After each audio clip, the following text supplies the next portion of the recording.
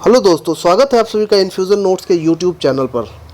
मैं दिव्यांशु सिंह आज लेकर आया हूं आप सभी के लिए एसएससी जीडी की जो एग्ज़ाम हुई है अभी अभी हाल ही में, जिसका की डेट था 1/12/2021। इसमें जो हमारे नोट्स से प्रश्न पूछे गए हैं उसके बारे में आज हम लोग को लाइव प्रूफ दिखाने के लिए आए हैं।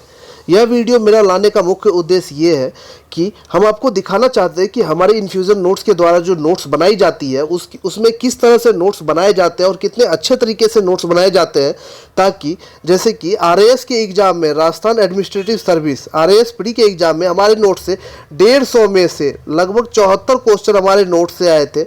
इसी तरह और सभी कई एग्ज़ाम है जिसमें कि अलग अलग एग्ज़ाम में अलग अलग तरह के क्वेश्चन पूछे गए हैं। लगभग 60 से 70% तक जो क्वेश्चंस है वो हमारे नोट से मैच कर रहे हैं, जिसका कि सभी का परिणाम हमारे YouTube के चैनल पे दिया गया है, आप वहां से जाकर के देख सकते हैं। उसी तरह अगर बात करें दोस्तों एसएससी जीडी की तो 1/12/2021 को जो एग्ज़ाम हुई थी उसमें हमारे नोट से लगभग 100 में से 66 क्वेश्चन सीधे के सीधे तौर पे हमारे नोट से आए थे, जिसका कि लाइव प्रूफ मैं आपको दिखाने जा रहा हूं।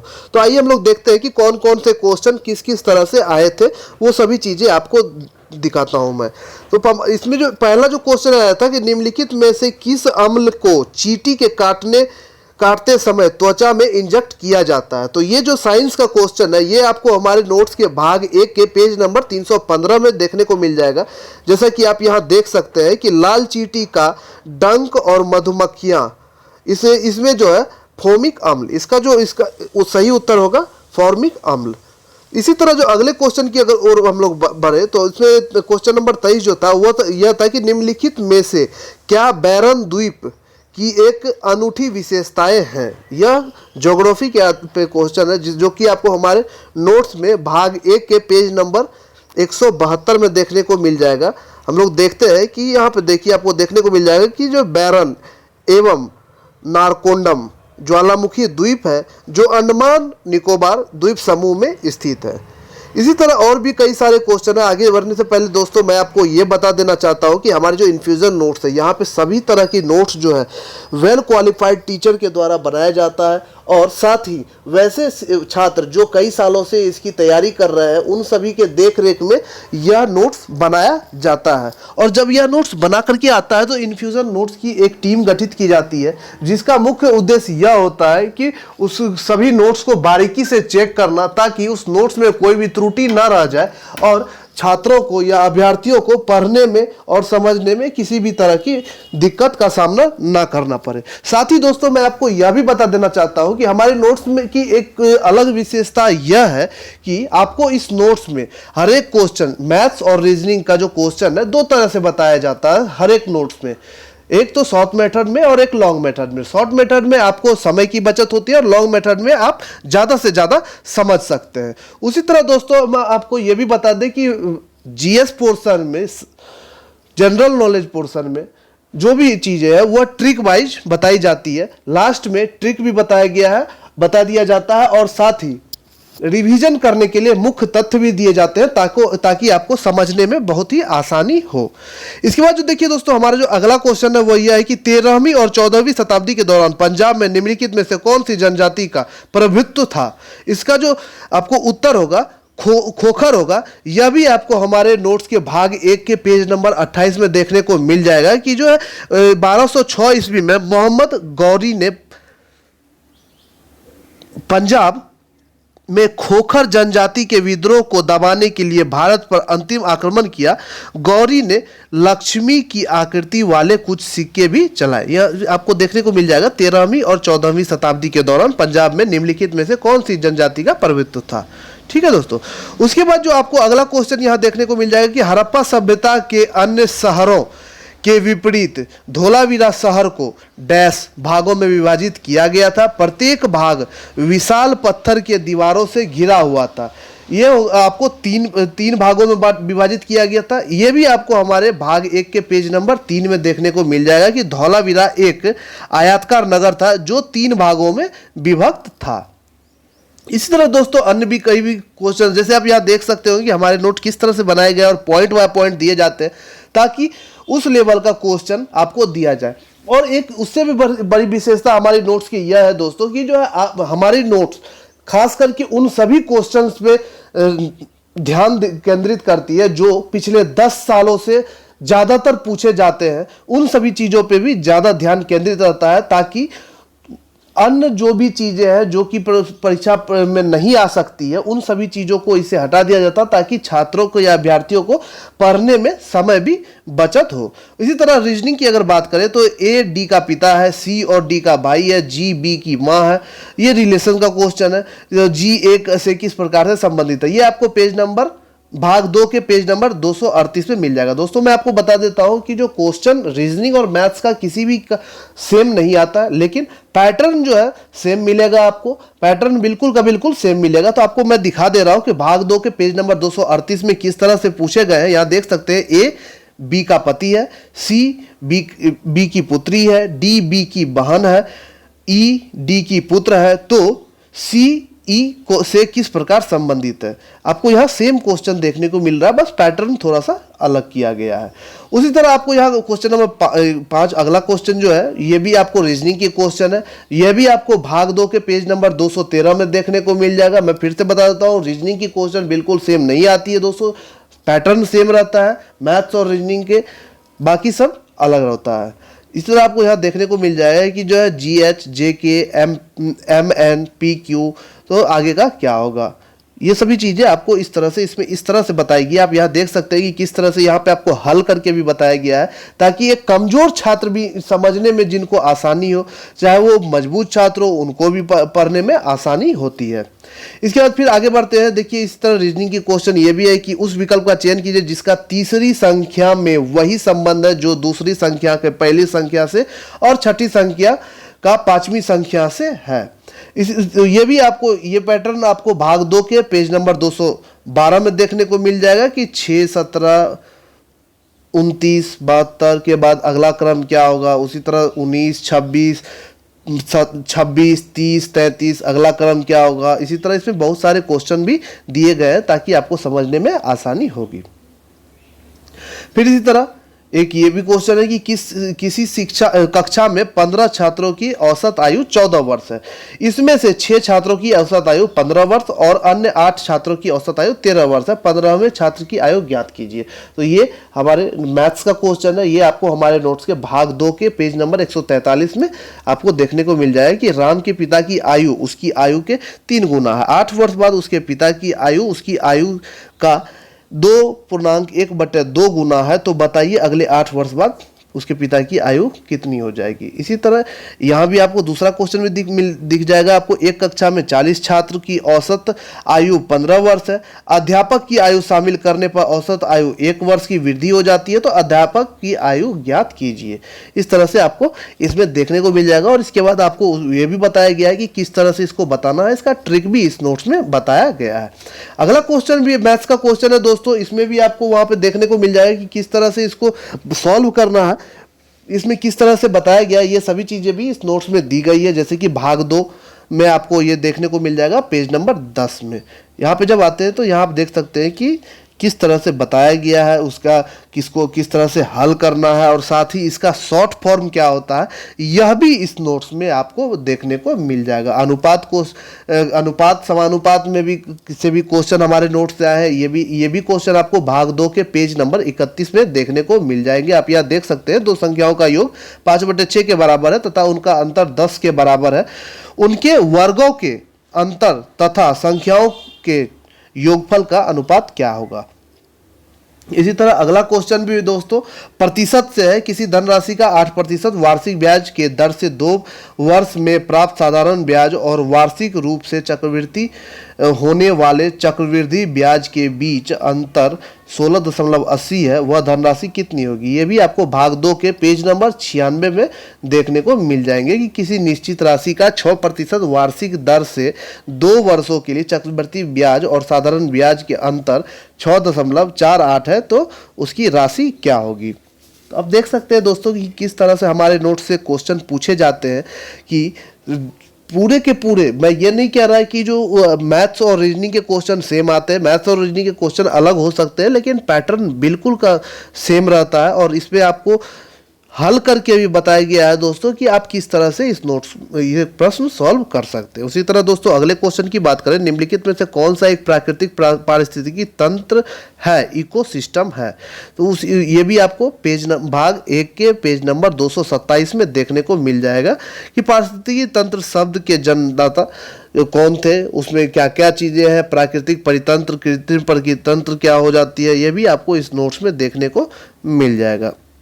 इसके बाद अगले क्वेश्चन की बात करें तो अगला जो क्वेश्चन है, उकाई बांध किस नदी पर स्थित है। ये भी आपको हमारे भाग 1 के पेज नंबर 196 में देखने को मिल जाएंगे कि जो ताप्ती नदी पे उकाई बांध है जो कि गुजरात में स्थित है। इसी तरह अगले क्वेश्चन की बात करें तो कुव्वत उल इस्लाम मस्जिद कहाँ स्थित है। तो भाग 1 के पेज नंबर 29 में आपको ये देखने को मिल जाएगा कि कुव्वत कहाँ पे स्थित है, तो दिल्ली में उपलब्ध है। इसी तरह आगे बढ़ते हैं हमारे अगले क्वेश्चन की ओर। हमारा अगला क्वेश्चन जो है वो यह है कि निम्नलिखित में से कौन से शहर विजयनगर के मध्यकालीन हिंदू राज्य से संबोधित अपने खंडहरों के लिए प्रसिद्ध है और इसे विश्व विरासत स्थल घोषित किया गया है। तो इसका ये भी आपको हमारे भाग 1 के पेज नंबर 44 में देखने को मिल जाएगा कि विजयनगर साम्राज्य की राजधानी तुंगभद्र नदी के किनारे हम्पी थी। तो देख सकते हैं दोस्तों कि जो किस तरह से ये नोट्स बनाया गया है कि जो 60 to 70% क्वेश्चन जो है हर बार हमारे नोट से सीधे के सीधे पूछे जा रहे हैं। उसी तरह युद्ध वर्तनी विशेषताएं क्या है, शुद्ध वर्तनी विशेषता इसमें से ज्ञात करना, ये भी आपको हमारे नोट्स के भाग 3 के पेज नंबर 126 में देखने को मिल जाएगा। चक्रपाणी का सही उच्चारण क्या होगा, तो चक्रपाणी का बताया गया। उसी तरह दिए गए शब्द का समानार्थी शब्द चुने, ये भी आपको भाग 3 के पेज नंबर 79 में देखने को मिल जाएगा। देख सकते हैं जैसे कि आप गरीब, निर्धन और अकिचन दरिद्र का पर्यायवाची शब्द है। उसके बाद आप बढ़ते हमारे अगले क्वेश्चन की ओर। 4 अक्षर समूह दिए गए हैं, उनमें से 3 किसी निश्चित तरीके से संगत है जबकि उनमें से कोई एक असंगत है। उस असंगत अक्षर का समूह ज्ञात किए। ये रीजनिंग की क्वेश्चन है दोस्तों, तो ये भी आपको भाग 2 के पेज नंबर 213 में देखने को मिल जाएगा। असंगत वाला भी आपको इस नोट्स में देखने को मिल जाएगा। उसके बाद अगर अगले बढ़ते हैं तो ये भी रीजनिंग की क्वेश्चन है। रीजनिंग में भी आपको डिलीवरी बाई UVWXYZ जो है एक स्टॉक रूम में अपने सामान लेने के लिए पंक्ति में खड़ा होते हैं। ये आपको हमारे नोट्स में सीटिंग अरेंजमेंट में देखने को मिल जाएगा, जो कि भाग 2 के पेज नंबर 243 में उपलब्ध है। राशन की दुकान में बहुत बड़ी लंबी लाइन है, जो उस लाइन में ऐसे रमेश स्थान पर आगे से 16वां और पीछे से 15वां है। तो बताइए लाइन की कुल कितने लोग खड़े हैं।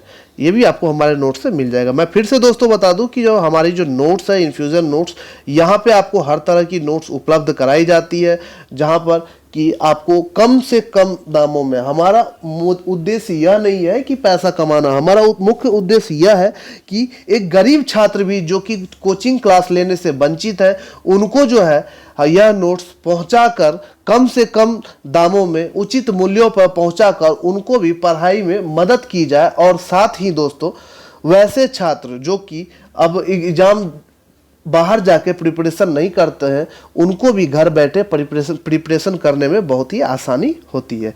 इसी तरह ये भी क्वेश्चन दोस्तों रीजनिंग में है, जो कि आपको भाग 2 के पेज नंबर 214 में देखने को मिल जाएगा। ये देख सकते हैं कि आप भाग नंबर 214 में दी गई है। उसी तरह अगला क्वेश्चन जो है वह भी श्रृंखला वाला क्वेश्चन है, जो कि आपको भाग 2 के पेज नंबर 212 में उपलब्ध है। यहाँ आप देख सकते हैं, यहाँ पे भी आपको देखने को मिल जाएगा। फिर ये कूट भाषा कोडिंग डिकोडिंग की क्वेश्चन भी आपको हमारे भाग 2 के 221 से आए हुए हैं। दोस्तों मैं फिर से बोल दूं कि जो है पैटर्न सेम होगा, रीजनिंग और मैथ्स का क्वेश्चन अलग हो सकते हैं लेकिन पैटर्न बिल्कुल सेम होता है। आप देख सकते हैं भाग 2 के पेज नंबर 221 में ये क्वेश्चन दी गई है कि किसी कूट भाषा में कलेक्टर को ELOCROTC के रूप में लिखा गया है, तो कमिश्नर को क्या लिखा जाएगा। इसी तरह बहुत सारे क्वेश्चन भी इसमें दिए गए हैं कि एक कूट भाषा में कैट को BDZBSU के रूप में लिखा जाता है, तो उसी कूट भाषा में LION को क्या लिखा जाएगा। इसी तरह जो अगला क्वेश्चन है दोस्तों, क्वेश्चन नंबर 23, वो फिगर वाला क्वेश्चन है, रीजनिंग से ही क्वेश्चन है, जो कि भाग 2 के पेज नंबर 339 में आपको देखने को मिल जाएगा। ये देख सकते हैं कि किस तरह से बना करके और बताया भी गया है कि इसका आंसर क्या होगा और क्या होना चाहिए और किस तरह से बनाया जाएगा, ये भी बता दिया जाता है हमारे नोट्स में। इसी तरह यदि एक अगला जो क्वेश्चन है वो मैथ्स का क्वेश्चन है कि यदि एक ईंट की माप 28 सेंटीमीटर गुना 18 सेंटीमीटर गुना 6 सेंटीमीटर है तो 21 मीटर लंबी, 12 मीटर ऊंची और 36 सेंटीमीटर मोटी दीवार बनाने में कितने ईंटों की आवश्यकता होगी। तो ये मैथ्स की क्वेश्चन है जो कि आपको भाग 2 के पेज नंबर 167 में देखने को मिल जाएगा कि एक बक्सा 40 सेंटीमीटर तथा 20 सेंटीमीटर चौड़ा है तो उसकी ऊंचाई 10 सेंटीमीटर, तो 80 सेंटीमीटर क्यूब की कितनी किताबें इस बक्से में रखी जा सकती है। उसके बाद जो दोस्तों हमारा अगला क्वेश्चन है वो यह है मैथ से गति का क्वेश्चन है, दूरी एवं चाल की क्वेश्चन है दोस्तों, जो कि आपको हमारे नोट्स में भाग 2 के पेज नंबर 112 में देखने को मिल जाएगा कि राम ने विमान से 1200 किलोमीटर यात्रा की जो उसके भ्रमण का 2/5 है। उसने भ्रमण का 1/3 भाग यात्रा कार से की तथा शेष रेलगाड़ी से की। रेलगाड़ी द्वारा तय की गई दूरी थी कितनी होगी। तो इसका भी इस नोट्स में बताया गया कि किस तरह से इसको बनाना है ताकि आपको समझने में बिल्कुल भी आसानी हो। फिर जो अगला क्वेश्चन है यह भी मैथ्स का क्वेश्चन है जो कि आपको भाग 2 के पेज नंबर 67 में देखने को मिल जाएगा कि एक घड़ी को 1880 रुपये में बेचने पर विक्रेता को 10% हानि होती है, वह इसे कितने में बेचे कि वह 5% लाभ हो। कितना बार का क्रय मूल्य पहली बार विक्रय मूल्य गुना 100 प्लस दूसरा प्रतिशत बटे 100 प्लस पहला प्रतिशत होगा। इस तरह से इस नोट्स में बताया गया है कि किस तरह से आप यहाँ पे बना सकते हैं। फिर जो अगला क्वेश्चन है वो मैथ्स का क्वेश्चन है, व्यंजक का क्वेश्चन, जो कि भाग 2 के पेज नंबर 13 में आपको देखने को मिल जाएगा कि किस तरह से बनाना है, इसको किस तरह से हल करना है। सभी चीज़ें इस नोट्स में दोस्तों अच्छे तरीके से बताई हुई है। मेरा मानना है दोस्तों यह कि अगर आप इस नोट्स को आप अच्छे तरीके से पढ़ते हैं तो यह कोशिश रहेगी कि कम से कम कि आप ज़्यादा से ज़्यादा एग्जाम में स्कोर ला सके और अपने लक्ष्य की प्राप्ति कर सके, क्योंकि यह नोट्स जो है उस तरह से बनाई ही जाती है कि हर एक एग्जाम में, जैसा कि आपको मैंने शुरू में ही बताया कि RAS प्री के एग्जाम में 100 में से 74 क्वेश्चन, 150 में से 74 क्वेश्चन, उसी तरह ग्राम विकास अधिकारी में 100 में से 59 क्वेश्चन, 100 में से 60 क्वेश्चन, 100 में से 72 क्वेश्चन, ऐसे क्रमशः चले थे, जो कि अलग अलग वीडियो मैंने हम इन्फ्यूज़न नोट्स की ऑफिशियल वेबसाइट पे या फिर इन्फ्यूज़न नोट्स के यूट्यूब चैनल पे आपको देखने को मिल जाएगा। इसी तरह अगला जो क्वेश्चन है वह यह है कि संख्या A और B और C और D के औसत क्रम इतना 9, 6, 4 है। A और B का औसत ज्ञात कीजिए। ये आपको भाग 2 के पेज नंबर 64 में देखने को मिल जाएगा कि किस तरह से बनाना है कि संख्या राशि बराबर राशियों का योगफल बटा राशियों का औसत। उसके बाद जो अगला क्वेश्चन है वह भी आपको भाग 2 के पेज नंबर 171 का है, मैथ्स गणित का क्वेश्चन है। यह भी आपको अनुपात का क्वेश्चन है कि दो संख्याओं की ऊंचाई का अनुपात 1/3 है तथा उसके आधार के व्यास 3:5 के अनुपात में है, इसके आयतनों का अनुपात क्या होगा। उसी तरह अगला जो क्वेश्चन है दोस्तों यह मिरर वाला, दर्पण वाला क्वेश्चन है।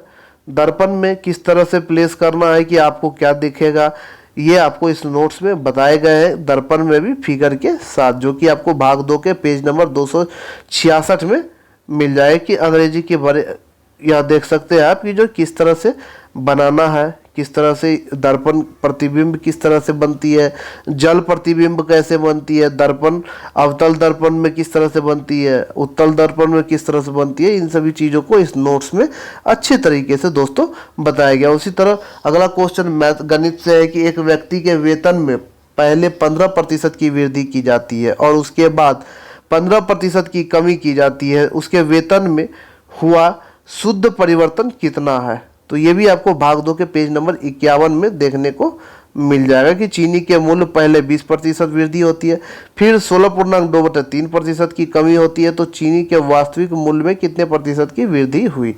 देखिए दोस्तों मैंने आपको पहले ही बोल रखा है कि क्वेश्चन अलग हो सकता है लेकिन पैटर्न बिल्कुल का बिल्कुल सेम दिया गया है। इसी तरह अगला जो क्वेश्चन है वह भी गणित से क्वेश्चन दिया गया है, जो कि भाग 2 के पेज नंबर 74 में हमारे नोट्स में उपलब्ध है, आप यहाँ से देख सकते हैं। फिर अगले क्वेश्चन की ओर बढ़ेगी तो गणित की ही क्वेश्चन है। यह क्वेश्चन भी आपको भाग 2 के पेज नंबर 94 में देखने को मिल जाएगी कि 6% वार्षिक ब्याज दर से 9,000 उधार लिए गए।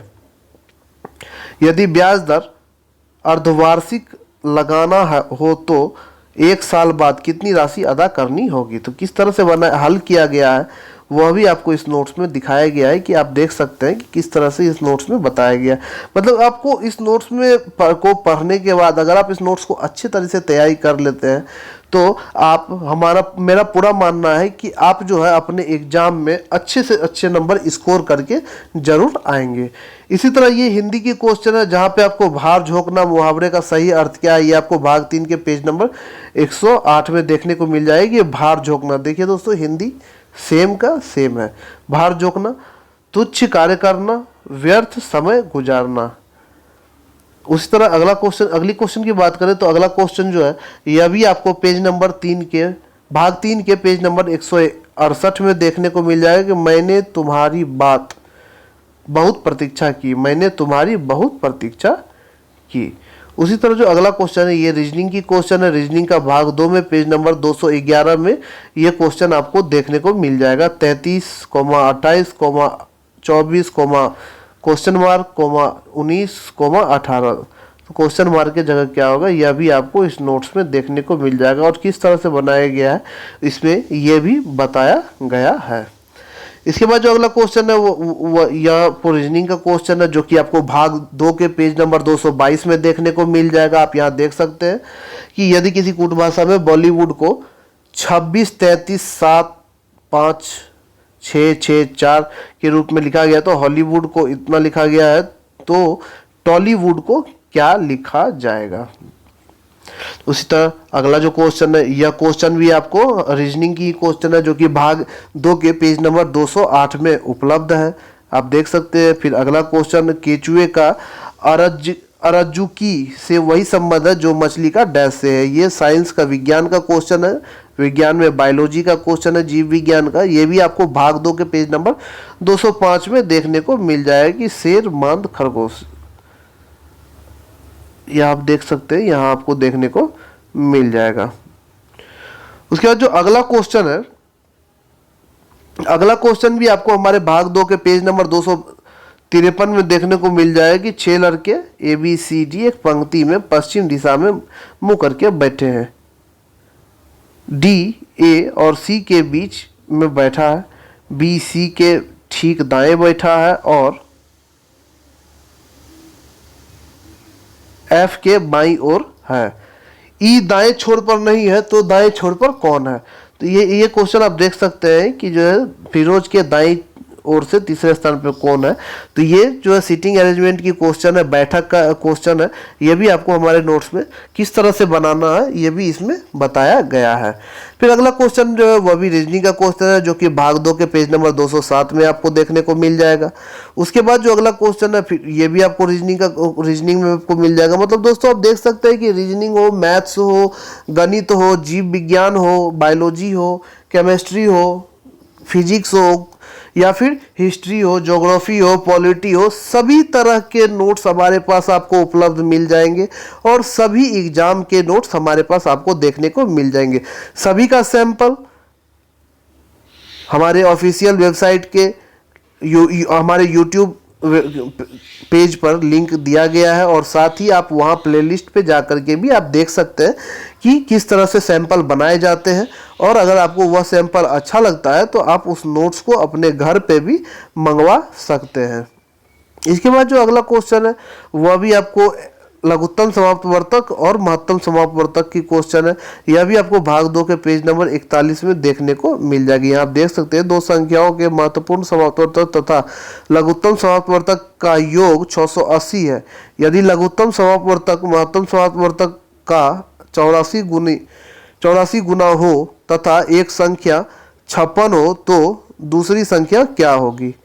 तो ये भी इसमें बताया गया है कि आप किस तरह से इसमें बना सकते हैं शॉर्ट फॉर्म में, और इसके हर एक चैप्टर के बाद, हर एक पाठ के बाद लास्ट में एक शॉर्ट टर्म भी बताया जाता है, शॉर्ट मेथड भी बताया जाता है, ताकि आपको वहाँ पे बनाने में किसी भी तरह का दिक्कत का सामना ना करना पड़े। उसके बाद जो अगला क्वेश्चन है, यह भी आपको भाग 2 के पेज नंबर 30 में देखने को मिल जाएगा कि दो संख्याओं का अनुपात 5:9 है तथा उनका योग 2744 है, छोटी संख्या क्या होगी। फिर आगे बढ़ते हैं, हमारा अगला क्वेश्चन भी है, ये आपको पिक्चर का इमेज है, पिक्चर वाला क्वेश्चन है, ये भी आपको हमारे नोट्स में देखने को मिल जाएगा पेज नंबर 138 भाग 2 में। उस तरह अगला जो क्वेश्चन है वह भी आपको दिया गया, यह कथन वाला क्वेश्चन है जिसको कंक्लूजन भी कहा जाता है। ये भी आपको भाग 2 के पेज नंबर 294 में देखने को मिल जाएगा। आप यहाँ देख सकते हैं कथन कौन सही है कौन गलत है, या दोनों सही है या दोनों गलत है, यह भी आपको इस नोट्स में देखने को मिल जाएगा। इसके बाद जो दोस्तों हमारा अगला क्वेश्चन है, यह जो है आपको गणित विषय से क्वेश्चन है। गणित यह आपको ये भी क्वेश्चन भाग 2 के पेज नंबर 143 में उपलब्ध है। आप देख सकते हैं दोस्तों, मैं फिर से बोल रहा हूं कि जो है गणित और रीजनिंग की क्वेश्चन बिल्कुल सेम नहीं आती है। इसके बाद जो अगला क्वेश्चन है वह यह है कि एक निम्नलिखित कूट भाषा में इंपोर्ट और GKRQPR लिखा जाता है, उसी कूट भाषा में एक्सपेंड को क्या लिखा जाएगा। यह भी रीजनिंग की क्वेश्चन है, तो यहाँ पे आपको देखने को मिल जाएगा। अगला क्वेश्चन गणित की क्वेश्चन है जो कि भाग 2 के पेज नंबर 74 में उपलब्ध है, आप देख सकते हैं यहाँ पे। उसी तरह अगला क्वेश्चन, ये भी क्वेश्चन आपको हमारे भाग 2 के पेज नंबर 139 में देखने को मिल जाएगा कि एक काम को 18 दिन में पूरा कर सकता है और बी उसी काम को ए से अधिक समय में कर सकता है, वे दोनों मिलकर एक दिन में काम करने में भाग ले सकते हैं। तो आप देख सकते हैं दोस्तों कि ये नोट्स, हमारी जो नोट्स है किस तरह से बनाई जाती है, कितने सुसज्जित ढंगों से बनाई जाती है, ताकि आप किसी भी छात्र को पढ़ने में कोई भी कठिनाई का सामना ना करना पड़े। जैसा कि मैंने आपको पहले ही बता दिया है कि हमारी जो इन्फ्यूजन नोट्स है दोस्तों, यह पहले से ही उसके बाद जो दिए गए शब्द का विलोम शब्द चुने, उसमें आपको अंधकार का पेज नंबर आप ये भी आपको मिल जाएगा भाग 3 का पेज नंबर 82 में। आप देख सकते हैं कि अंधकार का क्या होगा, प्रकाश होगा। उसी तरह हास्य का विलोम शब्द होगा, हास्य का, यह भाग 3 के पेज नंबर 94 में आपको देखने को मिल जाएगा कि हास्य का विलोम शब्द वृद्धि होगा। उसी तरह दिए गए शब्द के समानार्थी शब्द का चयन करें, तो सरस्वती का जो सही उत्तर होगा वह भी आपको भाग 3 के पेज नंबर 81 में देखने को मिल जाएगा। सरस्वती शारदा वीणा भारती ब्राह्मी वागीसा महाश्वेता है। इसके बाद जो अगला क्वेश्चन है, यह क्वेश्चन आपको समसामयिक घटना की क्वेश्चन है जो कि आपको पेज नंबर 11 में देखने को मिल जाएगा। देख सकते हैं महिला वर्ग में ब्रिटेन की खिलाड़ी एमा रादुकानु ने कनाडा की लेला एनी फर्नांडिस को हराकर 2021 यूएस ओपन हासिल।